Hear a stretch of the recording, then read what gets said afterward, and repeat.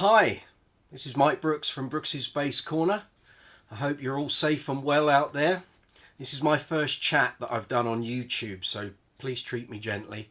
And I'm just doing a quick check to make sure you guys can see and hear everything. And a friend of mine's going to hopefully let me know that they can hear and see what I'm saying. So just checking.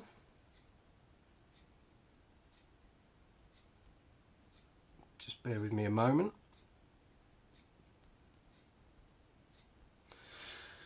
So, thank you very much to everyone for subscribing to the channel. Thank you for all the likes, all the comments, all the positive vibes. It's really meant a lot over the past 5 months. And next week will be the 5th month that I've been doing this channel. I hope it's been useful to some of you.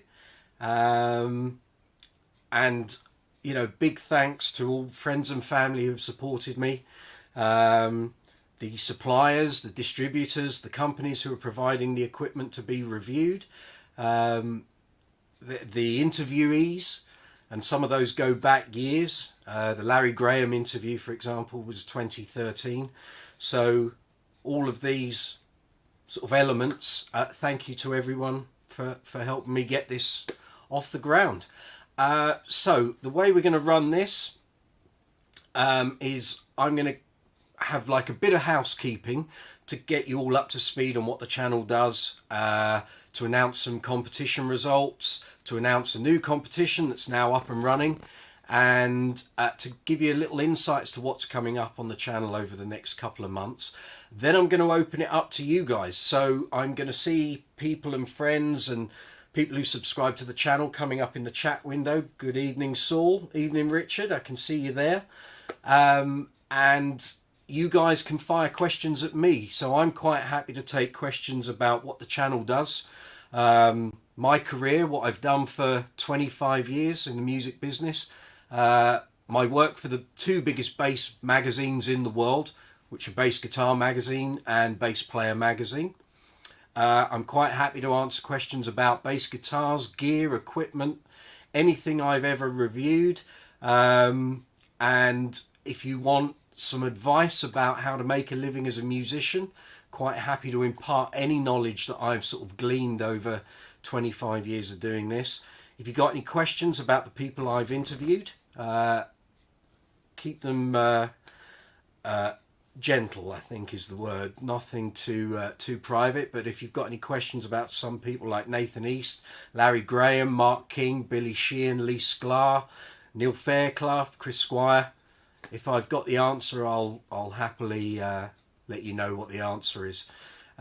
Or if you just want to come on and talk about some favourite bands. So if you've got anything to do with Queen or Duran Duran, Level 42, Prince, Toto, I'm more than happy to have a chat about those things. And hopefully some of you will have enjoyed the Essential Bass Album series that I've got running here on the channel.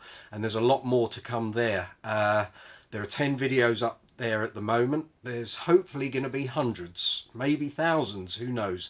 My aim is to keep this channel going for about 20 years or more. So if you're happy to put up with me, I'm more than happy to keep producing content for you guys. So let's do it together, shall we? So some of you may be aware we've just, or I'm a one-man band here, I've just run a competition to win a copy of the Level 42 Bass Book Volume 3 that was very kindly donated by Stuart Clayton and Bassline Publishing. That competition expired on Friday, and I'm very pleased to announce ELF 1x10 combo, which has been donated from PV UK and Trace Elliott. In order to win this, there is a video running on the channel. I'll put a link for it here above my left hand side. You should see a link on the screen for the people watching this at a later date. The competition runs until Thursday the 7th of January 2021. You have until 1 minute to midnight on Thursday the 7th of January 2021. Basically, there is a series of 6 tasks that you need to perform, all social media related, and once you've performed those tasks, you accrue points and credits. You will then go into a lottery, and the winner will be announced shortly after and will be contacted by email. So make sure you put your name in the entry and you put the correct email address. You'd be surprised how many people don't spell their email address properly or get the punctuation wrong. So that competition is open to worldwide entrants. Anyone in the world can enter. It's free to enter. There's no cost, there's no hidden costs there. Just 6 tasks to perform, accrue the credits, and that's it. You're in with a chance of winning that combo. So that will be going out to someone in the new year. I've just reviewed it. There's also a video for the review, and again I'll put a link here and also in the description box. A fabulous combo. I bought one of the Trace Elliot Elf amps when it came out in late 2017, and I was blown away by the performance. The price was very good. I mean, at the time I think they were £250 to £300 for 200 watts, which was very good indeed. I used it on a number of gigs and I still use it. It's always in my gig bag. And the lovely thing is, if you're using it on a gig and you get to the break and there are unscrupulous people out there, I'm sure as musicians and those of us that play, you'll always be aware that people are looking at your equipment, and when you leave the stage there's always that nagging feeling, might someone steal something? Well, the joy with the Elf is that you can disconnect that amp and put it in your back pocket. And I've actually done gigs where the amp has gone in my back pocket. I've carried a Neo cabinet in one hand, a gig bag with a bass on my back, and literally my cables and extras were also in the gig bag. And it's the way things are going. You know, we travel light these days. So that's a fabulous amp. The combo basically takes that amplifier, couples it with a speaker. I think there's a 1x8 inch. There's the 1x10 which I'm giving away, and I think there's a 1x12. And the performance is excellent, and the lightweight nature of it just makes it such a godsend for bass players. And I know there's lots of this equipment out there, but you know, it's we didn't have this 20 years ago, which is why lots of us bass players suffer with back problems. Anyway, to cut a long story short, that competition is up and running. It started on Friday. If you haven't entered yet, what are you waiting for? Head on over, perform those tasks, and you're in the lottery to win that combo. So best of luck to everyone that enters. Let's have a look. What's on my list of things I need to tell you? So like I said, we're 5 months into the channel.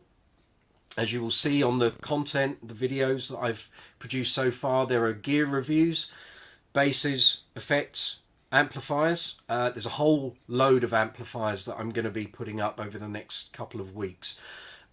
Basically, to get to this point where we are 5 months in, I've had to get as much content up as I can, because until you do, your YouTube channel doesn't create any traction. There's not a lot of movement.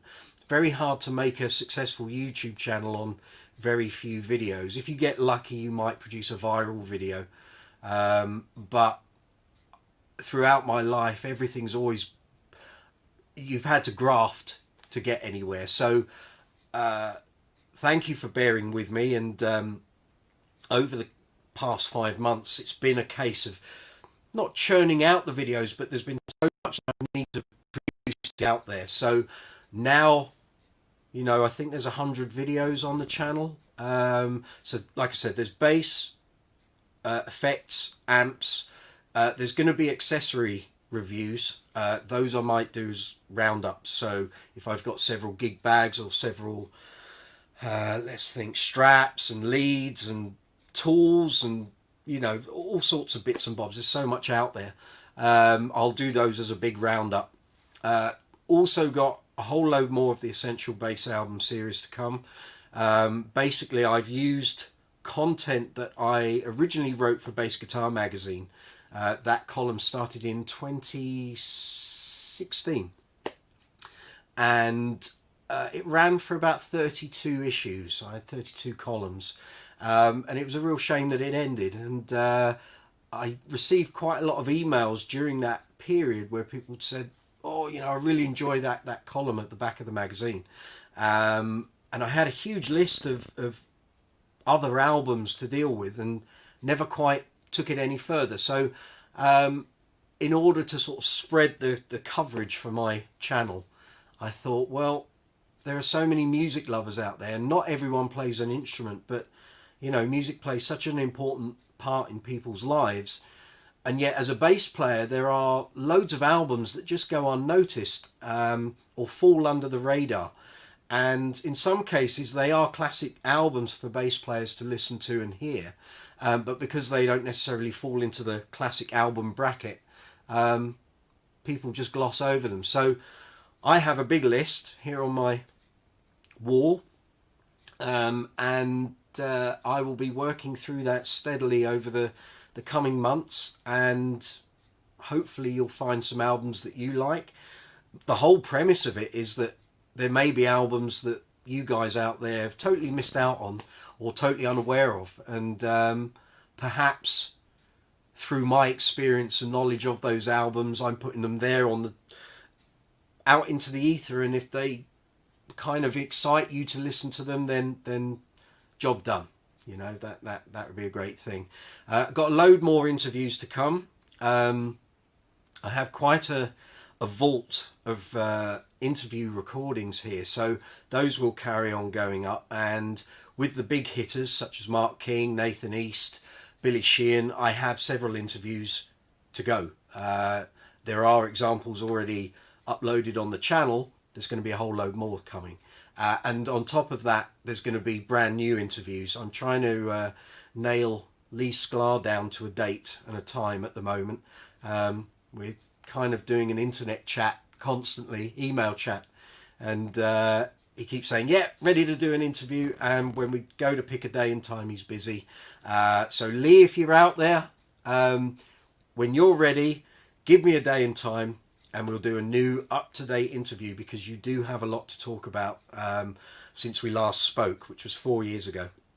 And there's a whole load of things going on in Lee Sklar world that I'm sure people would be really interested to hear about. Let's have a look. What else? There's going to be a load more workshop videos going up. I made a massive faux pas before I set the channel up.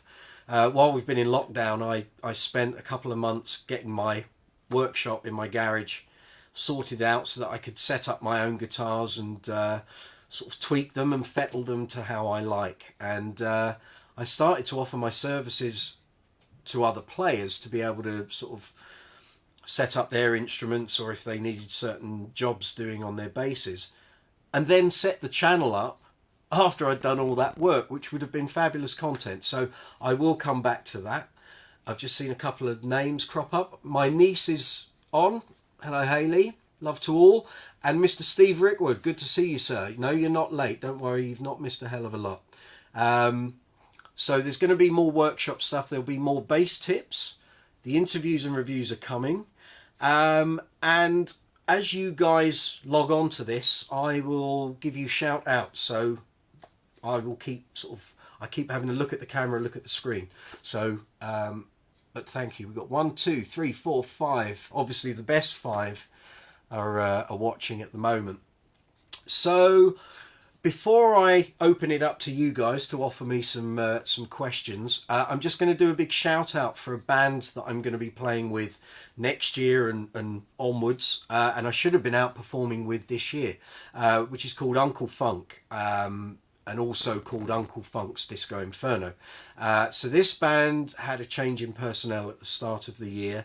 I was asked if I'd be interested in getting involved with the band, and I said certainly, because I decked for them for a couple of years.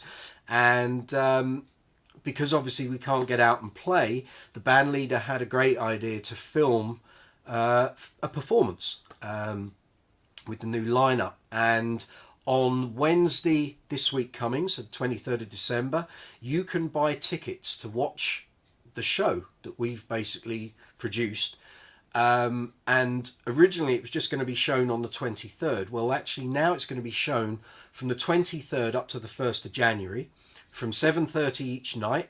You buy a ticket, which I think is £15, and then you can watch that show at any point during Christmas. So if you want to buy a ticket for that, it is great. I've seen the video in the past 24 hours. Yeah, it came in yesterday. So if you go to www.southmillarts.co.uk, you can purchase your tickets there, and it will give you an idea of the show that we're going to be putting out next year. Well, all around the country. The diary looks reasonably busy. There were a lot of shows that got cancelled this year and have been sort of postponed and rescheduled in for next year. So keep an eye out on the Uncle Funk Facebook page and the website. Check them out on social media. The band's fabulous, and I'm really excited about getting that out. Being in a disco band and a funk band as a bass player is wonderful. It's something I always wanted to do, and I've been in various bands and worked with various bands where I was doing that, but I was never a full-time member of doing that. And this is going to be a whole load of fun, and the costumes are wild, the stage antics are off the scale. So like I say, if you'd like to see that show, you can buy a ticket from any point between the 23rd up to the 1st of January, and you can see the show. I think it's an hour's performance. So I've done that shout out, and let's have a look. Right, so we have the top 5 are here. So I'm going to open it up to you guys, so you can ask me questions on the following. This channel, my work with the bass magazines, basses and gear, the bands I've worked with and my career for the past 25 years, making a living as a muso, any of the interviews that I've done, and our favourite bands. So Queen, Duran Duran, Toto, Level 42, Prince, Chic, Earth, Wind and Fire. I can go on for days. So I'll open it up to you guys. So if you want to post up questions, and I'll answer them best I can. That was good, wasn't it? I'll take a quick drink of water while I wait for you guys to write something.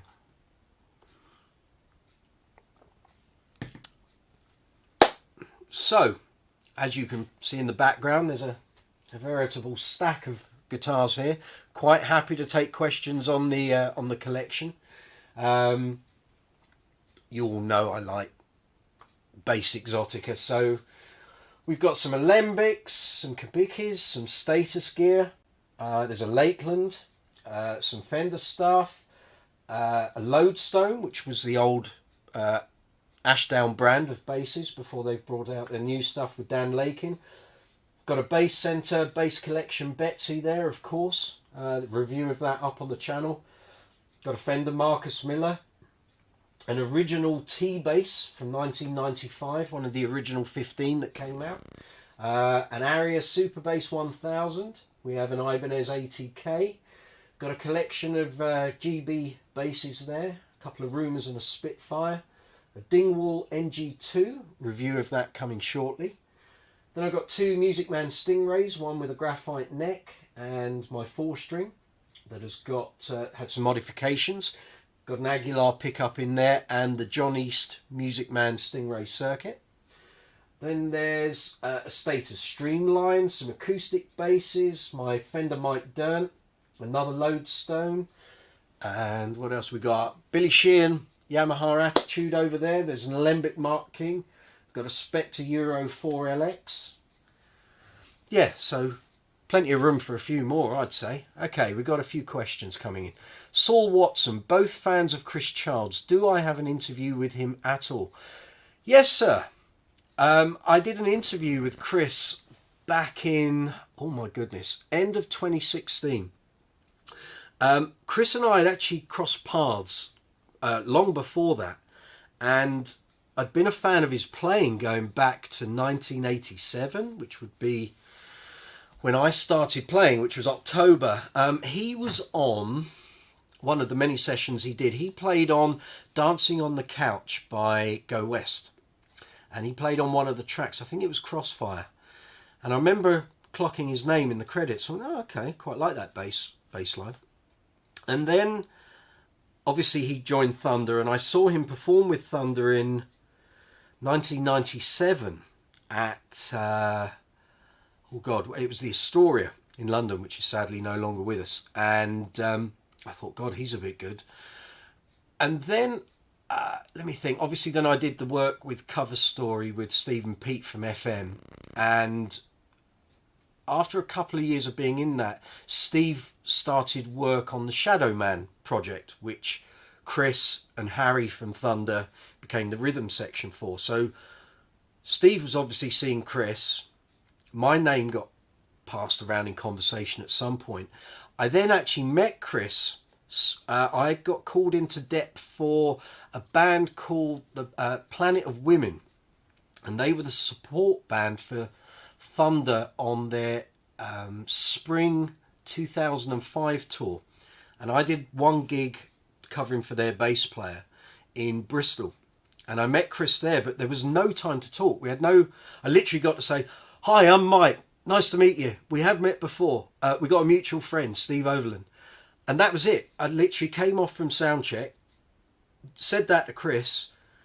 I think we literally got changed, and then it was time to go down and do the support slot. Stayed to watch the show, but didn't get a chance to speak to Chris after that. And then kind of the clock sort of steams along. And again, obviously, Chris probably had heard from Steve. He probably heard my name. I obviously took a keen interest in everything Thunder were doing. And let me think. Then my editor at Bass Guitar Magazine, Joel McIver, was asked to do the book for Thunder. And then there came the promotion for Rip It Up, the Thunder album that came out in early 2017. And Joel said, do you want to do an interview with Chris? I went, yeah, great, love to. And so we did the interview by phone.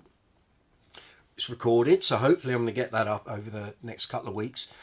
And we then had a casual chat after the interview. And he said, I know who you are. And I said, yeah, obviously I know who you are. And he said, yes, we know a lot of the same people. I said, yeah. I said, well, look, let's stay in touch. And, you know, we obviously get on very well socially. So, yeah, and that was that. So I have that interviews obviously in the can. It's been published before. And before anyone wonders how I'm putting up interviews that were already used in the mag, I own the copyright for everything I've written for Bass Guitar Magazine and Bass Player.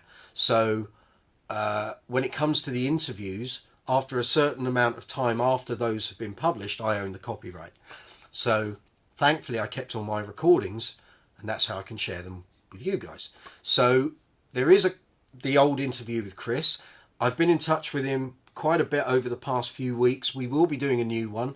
I think because there's so much going on in Thunder World and a few other things that Chris is doing, I think we're sort of going to time it so it's got a bit more oomph when it goes up onto my channel.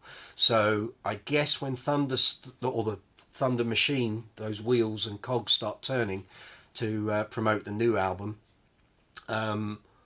maybe we'll get the interview done the other side of Christmas, maybe early January, and then either I can hold on to it until it's ready to go, or I can put it out immediately. But he and I'll have a chat about that, and we'll take it from there. Next question, let's see what we've got here. Yes, Stacey and Aria. SB1000, as you know, fabulous bass, made famous by loads of players back in the 70s and 80s, and going through a bit of a resurgence at the moment. I'm seeing so much stuff about them on social media, loads of stuff going on Facebook and Instagram, but you can't keep a great bass down. Actually, should I pull it out of the rack?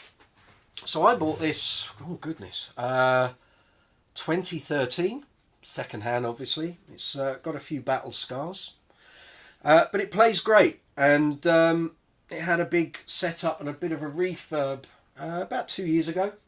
The pickup's fine, circuit is fine, but these are notorious for having issues. So you know, I'll try and get it to survive as long as possible. But it plays great, and nothing really sounds like these. They do have a sound all of their own. I know some people have got West tones that sound very similar because a lot of them were made in the same factory in Japan. But there is definitely something about the Aria SB1000s, and it's a huge hunk of wood. I mean, look at the grain. But anyway, it is fab and very handy for John Taylor impressions, as I'm sure you're all aware. Okay, let's have a look. Richard Evans, first time I met you was some time ago playing with Cover Story, and I'll tell you when it was. It was 2011. It was, I think it might have been July. And the reason I can tell you that is we were playing at a venue called the William Blake, and I was the guy booking the bands for the venue. And I think that day, I can't remember if you... There was a day when we did a daytime gig there and then did an evening gig elsewhere, so I don't think it was that gig, but it was certainly around summertime because we only did 2 or 3 shows there. But yeah, that was up at Old Street in London. What was it like playing with Pete and Steve, and do you miss playing in a lat? Right, yes, I do miss playing in a lat. I haven't been there. Well, it's a funny thing in a lat, so I'll explain to the people watching so they get some background story. So I was in a band called Cover Story, and originally it was called The Offenders, and 2 members of that band are well, they obviously still are in the British melodic rock band FM. So it was the singer Steve Overland and the drummer Pete Jupp.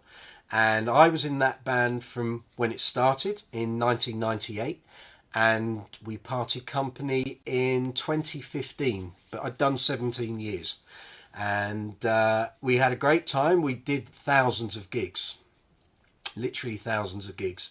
I know at the moment I'm somewhere, well, this year's been no gigs, but I've done about, I think it's about 4,100 gigs in my career so far in 25 years. Not bad going. And we had a great time, you know. We played loads of shows. We went all over the place. We went to Bahrain, and we went to a lat, and the lat thing came out of nowhere, actually. We were doing a show at the Roadhouse in Covent Garden, which sadly is now gone, and that was in March 2008. And we were doing this show, and about 2 songs in, we noticed there were 2 guys stood at the side of the stage, and they were grinning from ear to ear. And when you get into doing gigs regularly, you can normally spot when something's not right. And we all started looking at them, and they're going, it's like, what is wrong with these guys? It's definitely something not right. Finished the gig, and I thought, well, I'll let Steve deal with this. They're on his side of the stage. And it turned out it was the boss and the main sound man and operations guy who booked bands for a venue in a lat called the Three Monkeys. It's been running for, more than 25 years. And basically they said, would you like to come and play in our venue in a lat in Israel? And we went, yeah, sure, great. When have you got in mind? They said, oh, well, give us our contact details and we'll come back and speak to you. So we thought, okay, great, you know, we'll do a trip. Well, it took 9 months to get it all booked and to get the tickets sorted out. And I have to say, our first trip there was at the start of January 2009. And even up until Christmas Eve on 2008, we didn't think we were going because we still didn't have any flight tickets. Lo and behold, Christmas Eve 2008, the flight tickets arrived, and we went and we had a great time. But the club transitioned. It had been a certain way for a long time, and then in 2011 it had a massive refurb, and they changed the whole kind of vibe and the decor, and it kind of became more of a nightclub kind of thing. And suddenly the whole sort of situation there changed. It was like, wow, you know, they've really upped their game. And in 2011 we went there and we basically broke all the records that a band had ever made for a month's stay there. They obviously, through the accounts and stuff and the sales records, they can tell which bands are generating the most money for the for the bar in sales. And we blew it out of the park. We actually blew the roof off the place. But we weren't aware of it until the end of the trip. And they came to us and said, actually, you've made the most money for the bar that any band has ever done. So, you know, we'd like to book you for next year. And it was like, great. So from that point in 2011, we ended up doing 2 trips a year. And it was great. You know, we do 28 nights. And it was just great. Made some friends for life out there. I miss them all terribly.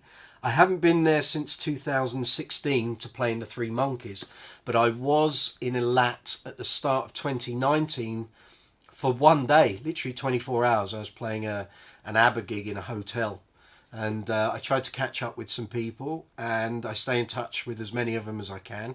And I'm hoping I get back out there at some time, but I'm not in a regular covers band, which is what that venue needs. And unless a band comes to me and asks me, would you like to go to a lat? At the moment, it's very difficult for me to get out there. I don't have a band that I can put forward to go. So that's that. But yes, I do miss it. Cover Story, I think the guys are still out there. I think they're still doing band shows. I know they're definitely doing duo shows. And that's it. You know, good luck to them. We had a great time. What can I say? You know, thousands of gigs. Thousands of songs, met thousands of people, and it was very productive, and God, learnt so much doing that band. I mean, how could you be in a band with Steve Overland and not learn things about harmonies and vocalising? And I've said to many people before, he falls into that category of people like Michael McDonald and Michael Bolton, and you know, when you're stood next to them and they're singing, it is like a volcano going off. It's like pent-up energy that just comes out of that throat, and he's one in a million. What can I say? You know, Steve is fabulous, and anyone that, you know, people in the US or anywhere else in the world, if you don't know who FM are, go and check out their website, check out their YouTube channel. I mean, the guy could sing a phone book, and it's just out of this world. Fabulous. Let's see what else we've got here. Richard Evans, we've done that. Yeah. Steve Rickwood, I find it harder to practice with the regularity that I did years ago. That's called getting older. But have been working on weaker areas over this year where time has been gig free. What have you been developing? Well, for the past 5 months, this channel, daily. In fact, I think I worked it out. So I started the channel on July the 31st, 2020. Before that, I spent a few weeks researching how I was going to do this, what I was going to do, and what format. And literally since the 31st of July, and today is the 20th of December, I've had 5 days off.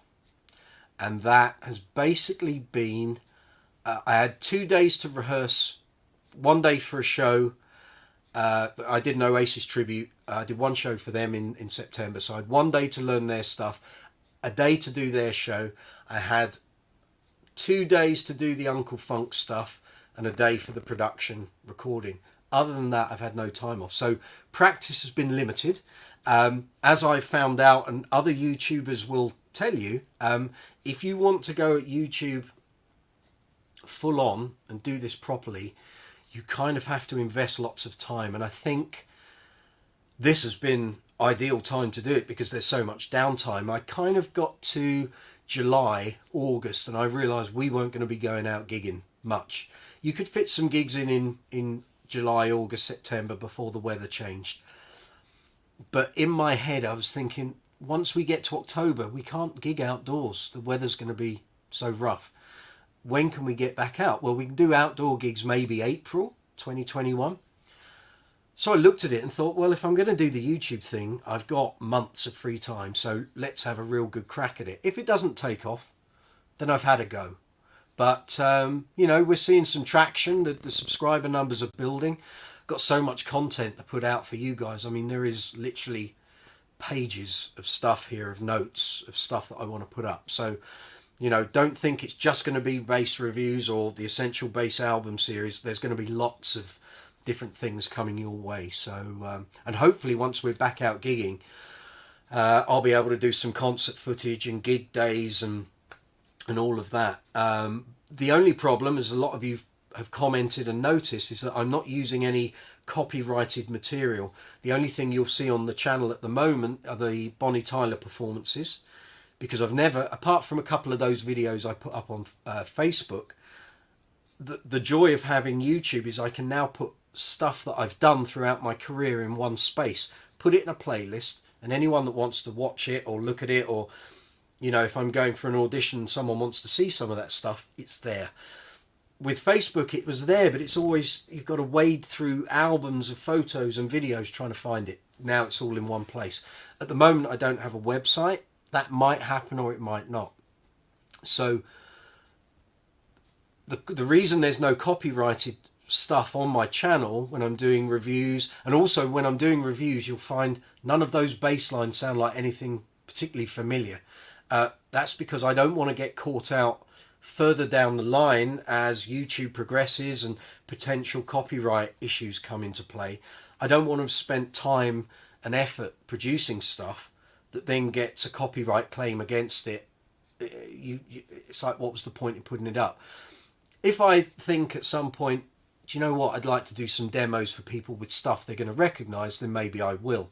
And the reason I haven't put any cover story footage up so far is obviously it's all covers. And again, I could get copyright claims, which is fine. It just means I earn nothing from those videos. But also, if you get copyright strikes, that can start to cause problems. So at the moment, I'm sort of trying to steer clear of that. It's like rocks in the river. I'm trying to sort of meander around that. But I might do it, but at the moment, there isn't. So what have I been developing? Well, before the YouTube channel started, I was working on going through Stuart Clayton's books. I've got a whole shelf full of various titles that I've bought over the years. And I thought, you know what? If this is going to be, if the pandemic is going to be a real problem, which obviously it is, I've got time on my hands. I can actually start trying to learn to read, which is something I've always said, always wanted to do, reading music. But as a working player, and I'm sure you know, Steve, trying to find time for stuff just doesn't happen. And the one thing I've found in 25 years is that I did a whole lot more playing for my own personal enjoyment before I became a musician. What's happened over 25 years is that you'll get little periods where you can do stuff, but invariably, or certainly in the bands I've been in, which I'm very lucky were very busy bands, there just wasn't the time to fit in stuff. And if I live in a house, you have bills to pay, got a dog to walk, you got household chores to do, the car needs washing, then I've got all the magazine stuff that I do. Now obviously the YouTube thing has kind of taken over a lot of that time. So I have a list of things I want to do. I just haven't had the time to cram it all in. But hopefully at some point, once the channel is up and the content is flowing, which it is, I'm producing sort of 3 or 4 videos a week at the moment. Once that kind of takes over itself, I can drop the video production maybe down to 3 or 2 videos a week, and get back to doing some things that I want to do regarding the bass playing side. But I have to say, I love doing gear reviews. I mean, it's such a joy, because we've all been there in shops trying stuff out, and you always feel a bit under pressure. And I'm not a great person. I'm not a hugely technical player. And it's very hard when you're sat in a shop and people are kind of listening to what you're doing. But bass doesn't lend itself to accompaniment on its own. I mean, you can sit there and slap for 20 minutes, but it just annoys people. So I kind of limit that. But doing the stuff for the magazine and now doing the stuff for the channel as well, it's great to have all that gear and be able to try, how does it sound into that amp, pedal, and then add that pedal, and all those different possibilities, which in a shop you don't necessarily have the chance to do. And I'm quite fortunate that my collection allows me to sort of compare and contrast. So if Music Man bring out a new Stingray, I can compare it with an older one, or I can compare it with the 5-string with the graphite neck and all that sort of thing. So, I'm very fortunate that I get to do that. But yeah, So there we go. Let's see, where are we? Oh, you're laughing. Well, I'm glad you're laughing. I'm just going to have a drink of water, guys. Thank God for that. So, yeah. So, let me think. What have we got coming up gear review-wise? Well, there's a whole bunch of bases here in this rack that I need to get reviewed and put up. So, there's going to be the Kubicki Factor, the white one. That's going to be going up shortly. The Status 2000 is probably going to go up. In fact, I'm going to be getting all of my statuses up on the channel shortly. They do seem to be quite popular. The first video I put up was the Empathy review. My first video, so not the most glossy production. And it's the most watched review I've put up. I'm not quite sure why, but I know why Status Empathies are highly searched for on YouTube. So I'll be putting up the 2000. I'll be putting up a Matrix, PJ Matrix. And I'm also going to put up the Streamline, which is the smaller bodied headless version. So that's going to go up. I need to get both Alembics up because Alembic content on YouTube just flies. There's so few of them in the world. I mean, there are loads of their bases, but because they're not mass production, and they sound like nothing else. I mean, I've tried so much gear, and it always sickens me when I see people on Facebook go, well, this bass, it can sound like an Alembic. No, it can't. It can't, unless it's got an Alembic circuit in it and Alembic pickups. Even then, you're only kind of halfway there. You know, the construction, the timbers, the way they're built, and every one of them is individual. I mean, both of my Alembics sound totally different from each other. So they will go up. I want to get this bass up, which, oh goodness. So it's a Lodestone. I know I've got a Lodestone review already up. This is a, let me think, when was this? I think it's a 2007, 2008 model. So Lodestones were the bases that Ashdown produced back in 2006, 7, 8, 9. And then they stopped. And basically, Mark Gooday of Ashdown worked with Rob Green when Mark was at Trace Elliott. And his design, along with Rob, was the T-bass. Well, because Mark owned that bass design, he decided to kind of take what he had already, throw in some tips of the hat to Lotus, because he's well into his motor cars, racing cars. And the idea originally was to have ceramic frets, ceramic bridge saddles, because they would be harder material and therefore not sort of get all dented and eaten away with strings. Mark ploughed a load of money into the research and development of that. And all he came away with was the ceramic bridge saddles.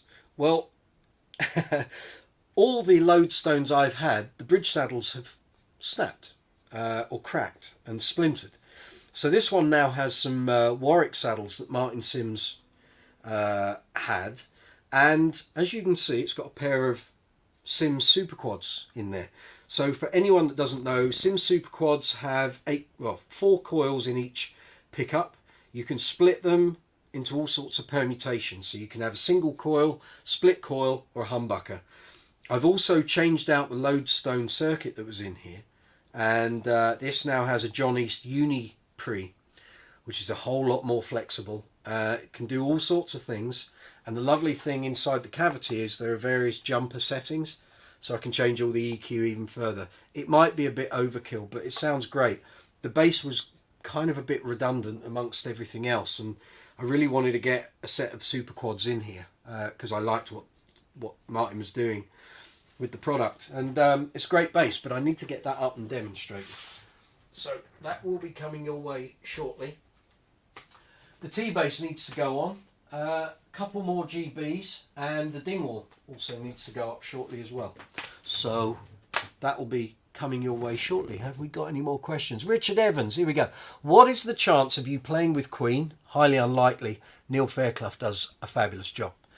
And after Brian's heart scare this year, and they're meant to be out gigging next summer, let's be fair, do any of us know if we're going to be doing arena shows in 2021?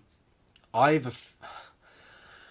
know nothing. I'm just going on the situation at the moment, I think the Queen tour might get postponed either till later in the year next year, or you'll maybe looking at 2022. But anyway, Neil Fairclough is their bass player, and love Neil to death. If you're out there, Neil, we get on like a house on fire. But no, I won't be playing with Queen, sadly.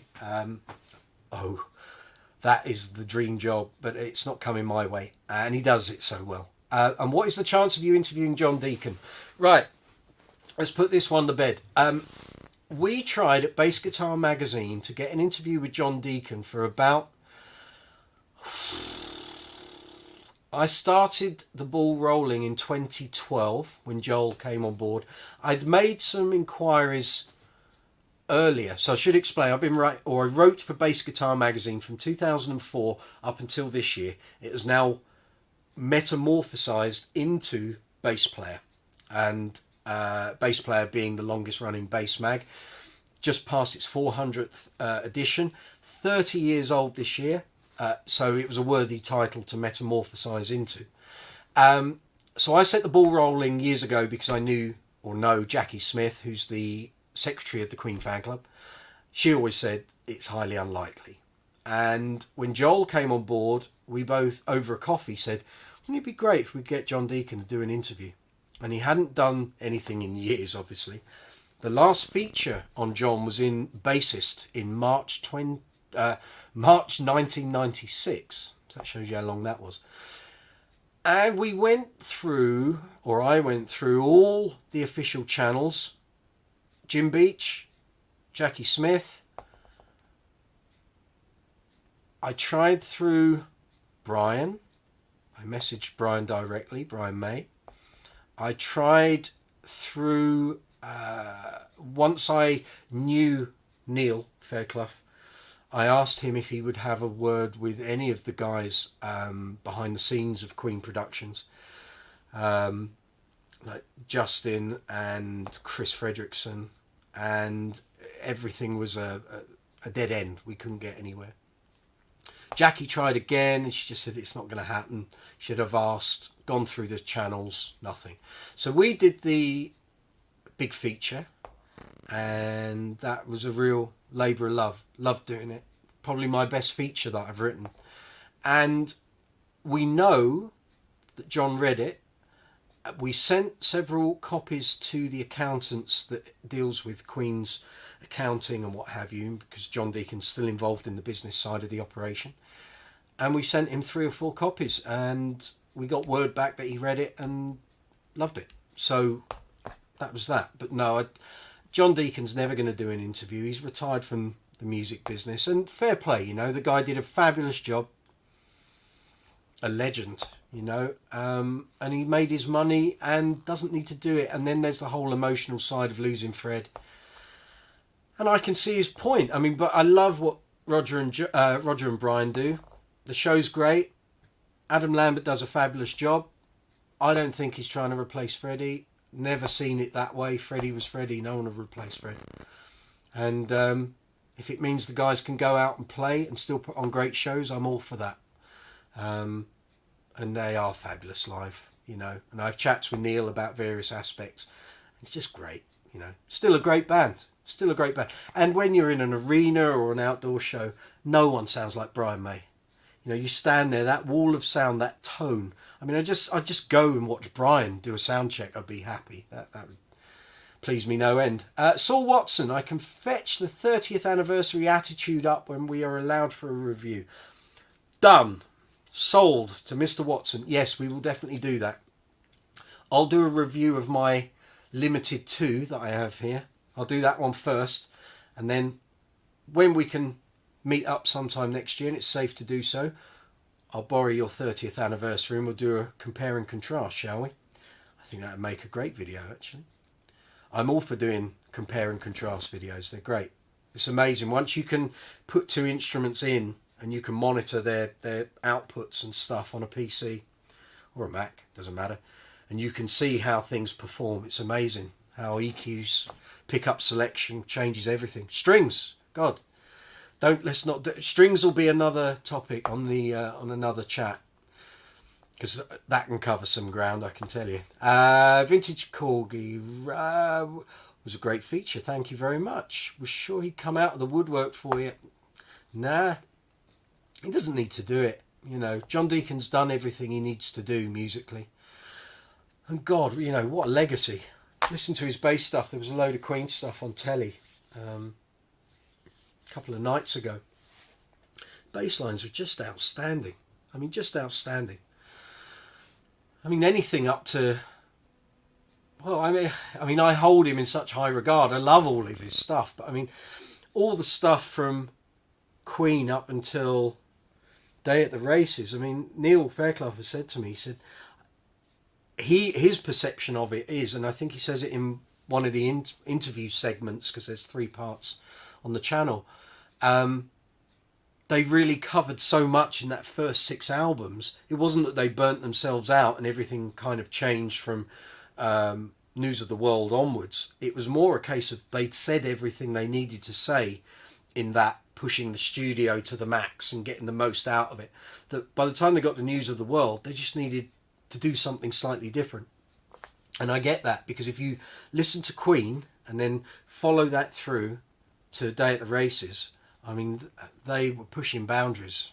Can't get away from it. And you see, you know, even in the film Bohemian Rhapsody, you kind of see what they're doing, or ideas they're coming up with when they're recording the tracks. I mean, crazy stuff. But you could only do that for so long. You would just burn yourself out. And that's why things like The Game are far more stripped down and simplistic. But also, once you got into the 80s, music changed anyway. You know, you look at the context of those albums coming out, and there was definitely, I mean, that's the Queen library is so diverse. There's a bit of something for everyone in there. You've just got to find it. But yeah, you know, so no, as much as I would love to interview John Deacon, and I said to Jackie, I said, it doesn't even have to be about Queen. I'm quite happy just to discuss music, bass playing. We can leave it at that. You know, we don't have to go into anything he doesn't want to talk about. But no, it wasn't coming. Wasn't going to happen. But there we go. But then again, I've been very fortunate, you know. Got to interview John Taylor, although not in person. Hopefully that will come at a later date. And done Mark King several times. Mark's great. Best wishes to you, Mark, if you're out there. You know, I got to interview Chris Squire a year before he died. Got to interview Jack Bruce a year before he died. These are legends, you know. And if someone had said to me when I was a kid, or even 25 years ago, you'll get to interview people that you look up to, it'd be like, nah. I didn't see me getting into doing Bass magazine work. I always thought it was a very closed shop. And to a certain degree it is. But, you know, I'm very grateful to Joel at the magazine, my editor, because he's opened up so many avenues for me to do stuff. And, you know, very grateful. Love your work, Joel. And hopefully, I get great interviews for him and the magazines to publish. So, you know, hopefully there's going to be loads more. I mean, we did a great thing not long after the first lockdown started. We did an advertorial for Yamaha, Ampeg and Line 6. And it was a 9-page feature. And, you know, how lovely to be able to speak to Billy Sheehan, Nathan East, Peter Hook, Gail Ann Dorsey, Mickey Santamaria. We did online interviews with Tony Levin and Stanley Clarke. You know, these are giants of the bass world. And, you know, you got Stanley Clarke on your WhatsApp having a chat. You know, I couldn't believe that would happen 2 years ago. And yet, there we are, we're having a chat. And these people, you know, some people have certain attitudes, but in the main, they're great people. If you treat them with respect and good manners and do your research, you know, check out the backlog of work and their career and actually put some effort in, invariably, if you know your stuff, they're quite happy to talk to people who've done that. I mean, Chris Squire was a perfect example. When he arrived at the interview, he was a bit curmudgeonly and a bit, you know, because he had 9 interviews to do that day and I was number 1. And after 2 glasses of white wine, I couldn't shut him up. But he was great, you know, really happy to answer anything. And I was a Yes fan anyway. And so there was like, and the hard thing is being fans of people, excuse the phone, excuse me. When you get these interviews with people that you want to, you know, that you look up to and that they're your idols, and when it comes to writing the questions, it's quite hard. And Chris Squire was one. They had a new album out, and I was thinking, God, all of the things that I want to ask Chris Squire, and I couldn't think. Thankfully, it came out in the end. So, but the problem is with interviews, sometimes they're very last minute. So you've got to come up with questions like a couple of hours or a day before. When you get some advance notice, that's even better. You know, that's then I can work on it and sort of do my research and make sure I get all the bits and bobs that I think people want to hear. It's not just about me, it's what people are going to find interesting and entertaining. Let's have a look here. What is the channel? Right, done that. Yep. Magazine has shaped up great since the merger. Thanks, Steve. Yeah, really appreciate it. There was a whole new redesign. Yeah, you know, we work hard on it, and you know, it was a hard process. Bass Player was acquired by Future Publishing, and for 2 years we ran both titles in tandem. It just got to a point that it made no sense to have both, and I was quite sad to see Bass Guitar magazine go. You know, I'd been with it for 16 years, and but you know, Bass Player was the bigger name, but you know, we don't try not to let the quality slip. I mean, it's very hard producing a monthly magazine. Joel will tell you this, but you know, we do work hard. I take great pride in the content I produce. Occasionally gremlins get through. I had an instance this year where I said a bass review had 24 frets, and there's a picture of the bass, and it was obvious it had 22. That one got through. I gave myself a kick up the backside for that one. But I think there was a lot going on with the virus and stuff at the time, so that one slipped under my radar. But generally, you know, at this time of year, we are producing.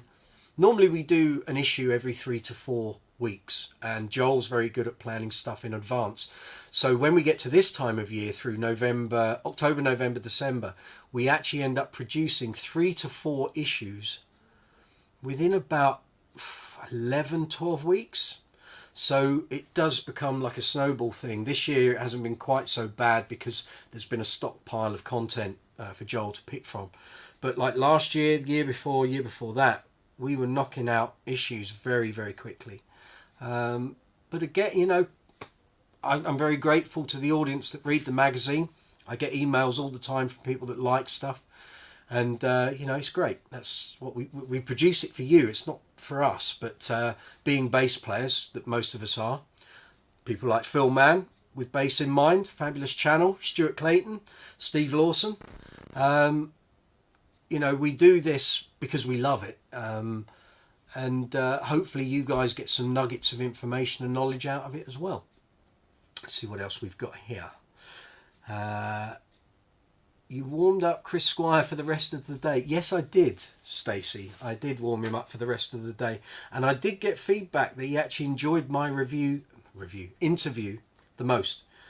Because I wasn't just a journalist for a bunch of magazines. I was a bass journalist. So the fact I could go into Yes's back catalogue and pick out various things of interest, he appreciated that. So, you know, and I was very grateful for being able to do that. Okay, guys, it's coming up to 8 o'clock. I don't know if this shuts off after an hour or not.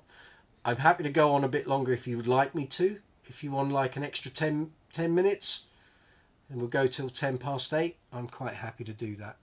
And I need a drink.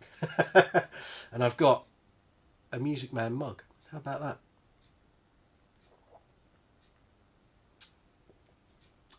Very highly sought after, these. So let's have a think. What else have we got coming up? So I'm going to be putting up an interview with Bagiti Kamalo, who's Paul Simon's bass player. That will complement the Graceland Essential Bass Album review. Going to be putting that one up. I will get Chris Childs up for you, Saul. Have no fear. I'm trying to think what else there was. I do want to put up... I did an interview with Felix Pistorius about 4 years ago. And that was published earlier this year. Once I revert the copyright back to me, which I think will be early part of next year, I'd like to get that interview up, because he talks a lot about his father, Jaco Pastorius, of course. Bass legend, potentially, I can say arguably or unarguably, the debate will always rage, possibly the greatest bass player that ever lived. I'll let you guys discuss that. By all means, leave comments below the video. Let's have a look. Best day ever. Yeah.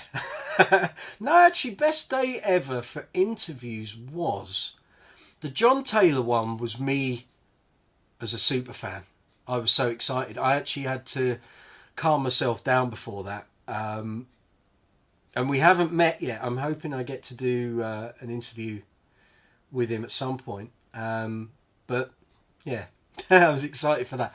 Best day ever. I've had some laughs with Mark King, you know, making him a cup of tea in his flat in London. And actually, there's a story with that. Joel and I got off the tube and we're trying to find where Mark's place was. And we literally just round the corner, and you hear this, "Oi, you lot, bring some milk up with you." And we're just outside the corner shop, close to where he was. He didn't have any milk. Bass legend, multi-millionaire, you know, bass player par excellence. He's got no milk in, and he knows we're coming. And yeah, so we got the milk. Tightwad. Let's think. My first major interview was with Larry Graham. I'd done a couple of interviews a week before at the Bass Guitar Show in 2013, but Larry was the first major one that Joel gave me, and that was in 2013. And I thought we were doing an interview for about 20 minutes. As it was, we were there about 3 hours. And then at the end of it, Larry went off back to his hotel room and left his bass with me for about 40 minutes. And I'm stood there going, well, I need to go. And there was no tech or anyone for Larry there. And then eventually some guy turned up and said, "Have you got his bass?" "Yeah, I have." I've been keeping guard of it, but that wasn't the plan. So that was an exciting day. But he made me feel really at home. And his wife as well, Tina, lovely lady. And I think they enjoyed the fact that I did a load of research before that, because Stuart Clayton had interviewed him about 6 or 7 months before, prior to him due to be in London, and in the end that gig was cancelled. And so the shows that I was interviewing him for were like the rescheduled shows, and he was just great. He just opened up like a flower. It was just lovely. And you know, I'm quite nervous, thinking, oh my God, what's he going to be like? And he was just great. You can hear it on the interview. And again, I'll leave a link below, but it's on the channel, you know. Questions, guys. Questions. I hope you're all enjoying this. And I'll wish you a happy Christmas before I forget. So we've got 5 minutes left. So if you've got any more questions or anything you'd like to ask, let me know. Please leave feedback. If you enjoyed this, leave a message underneath. Contact me on the social media stuff. And if you want to do this again, then we will. Because I intend to keep zine out at the moment. Bass Player Magazine. And very good it is too. I'm trying to think. I think we've got the Gear of the Year feature is in there, which I wrote. And good to see some winners in there. The Nordstrand Asynonix bass, which I reviewed, and the video's up on the channel. The EBS 802 amplifier, fabulous amp. The Bergantino 2x12 Neo Cab, great performers. You know, this is great gear, and we're very blessed. You know, at this time, there's so much great gear out there. I mean, I look back to when I started playing in '87. You know, my first bass was a Marlin Sidewinder bought from Session Music in Tooting. And you look at it now, and it's like you can buy a great bass for £150, £200. And I think one of the best basses I've seen in the past couple of years, I did a review of it for the magazine, was a Squire classic 60s jazz blue one with a tortoiseshell scratch plate. Outstanding for the money. And I reviewed that in a store full of other jazz basses, custom models, handmade models, top to bottom, every possible version of a jazz bass. This thing blew them all away, and it was about £350. I just couldn't believe it. And I know if I'd picked another one up, it might not have played as good. You know, Squire stuff can be a little hit and miss, but this thing just roared, and it was so bubbly. And just, I mean, for that money, £350, and it played better than, you know, a £3,000 jazz bass. It doesn't get any better, really. It just doesn't. And I'll give a mention along those lines. A month later, I played this and reviewed it. So this is a Bass Centre Bass Collection Guy Pratt Signature Betsy bass. Model on Guy's Betsy 64 Jazz, formerly owned by John Entwistle, fitted with EMGs. These come in at $599 and just outstanding. I've used it on loads of gigs. I was so impressed with it, I bought it. Because I didn't want to take the risk of getting another one and it wasn't as good. But thankfully, I know a few of you out there have them, and it is just magnificent. Excellent jazz bass for £600. And anything in Burgundy Mist is going to get my my seal of approval. But it just plays great, sets up great, and it's funky as hell, you know. So yeah, and that video's already up. So we got 2 minutes. Last orders. Let's see what we've got. Sidewinder 2, 12th fret inlay was its redeeming feature. It was, because the pickups were dreadful. The neck on mine was great, but the pickups were atrocious. And I very quickly upgraded to a Hohner Jack bass. Natural, active. Let's see. Myself and Steve also. Yes, you do. Influenced by my review, of course. And yeah, there we go. There we go. So I'm going to bid you farewell. I wish you all a very happy Christmas. Hopefully my niece is still on here. I'm sorry we're not going to see you over Christmas. Look after my great niece and give her a big kiss and a cuddle for me. And I hopefully see you all very soon. Hopefully next year's going to be different. We're getting close. I think we'll be out doing outdoor gigs from April. And a quick shout out again before I go. The Uncle Funk show starts on Wednesday, 23rd December. Tickets are £15 from www.southmillarts.co.uk. You buy a ticket, you can watch it at any point over Christmas up until the 1st of January. It's fabulous. You'll love it. Thank you. Happy Christmas. Well done, Steve. Thank you all for joining me. It's been a pleasure. I've just nattered. I'm talking myself hoarse here. So if you'd like to do this again, give the video a thumbs up. Hit the subscribe button, but I know you've all subscribed anyway.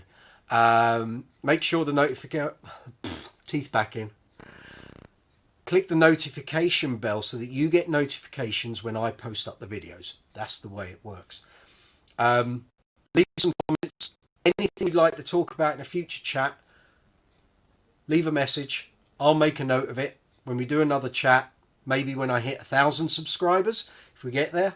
And we'll do this again sometime. But thank you very much for all your questions. Happy Christmas, Richard. And take care. I'll see you all soon. All the best. Enjoy the channel. Got loads of stuff coming up for you. See you soon.